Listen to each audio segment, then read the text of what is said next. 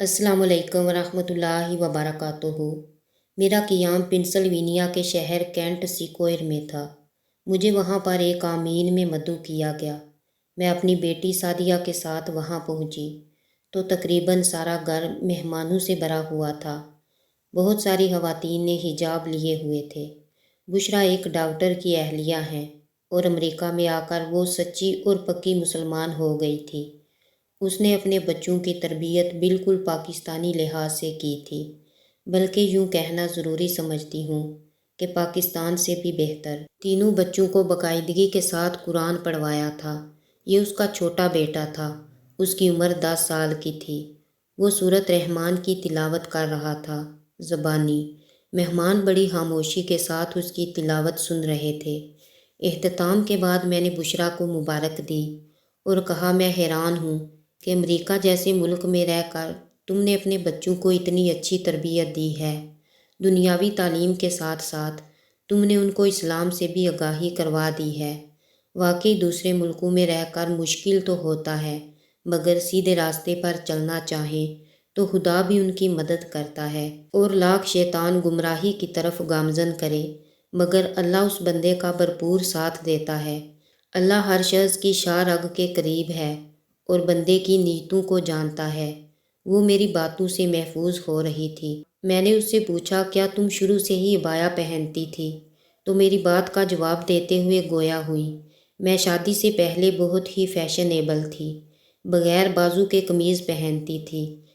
शादी के बाद मियाँ के साथ अमेरिका आ गई थी, क्योंकि मेरे मियाँ डॉक्टरी का कोर्स करने के लिए आए थे और मुझे भी साथ आना पड़ा।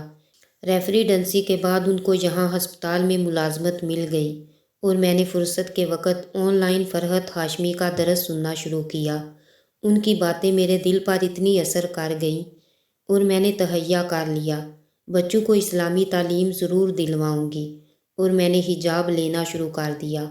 मेरे मियाँ को कोई इतराज़ नहीं था और खुदा ने मेरी मदद की और बच्चे बड़े शौक़ से कुरान पढ़ने लगे। आज वो माशाल्लाह तीनों कुरान पढ़ चुके हैं और साथ साथ यहाँ की तालीम भी हासिल कर रहे हैं।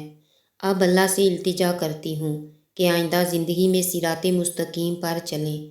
उसकी बात से मैंने जवाब दिया, इंशाल्लाह खुदा तुम्हारी मदद करेगा। फिर वो दूसरे मेहमानों के पास चली गई।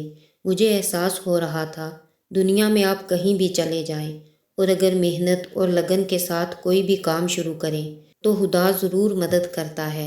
मुल्क जितना भी आज़ाद हो, मगर घर की तालीम को नज़रअंदाज नहीं किया जा सकता, क्योंकि एक बच्चा जब पैदा होता है तो उसका जहन एक कोरे कागज़ की तरह होता है। कोई नक्शो निगार नहीं होते। साफ शिफाफ आहिस्ता आहिस्ता घर की तरबियत से नक्शो निगार बनना शुरू हो जाते हैं, अच्छे भी और बुरे भी।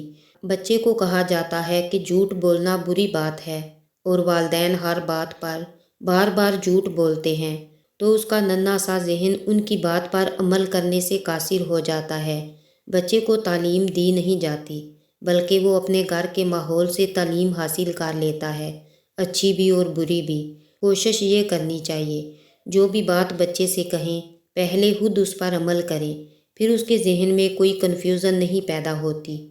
नेक औलाद बड़ी हो जाती है तो वालिदैन सुख का सांस लेते हैं, और खुदा ना ख्वास्ता अगर तरबियत में कमी रह जाए तो वालिदैन को बुढ़ापे में बहुत सी तकलीफ़ों का सामना करना पड़ता है।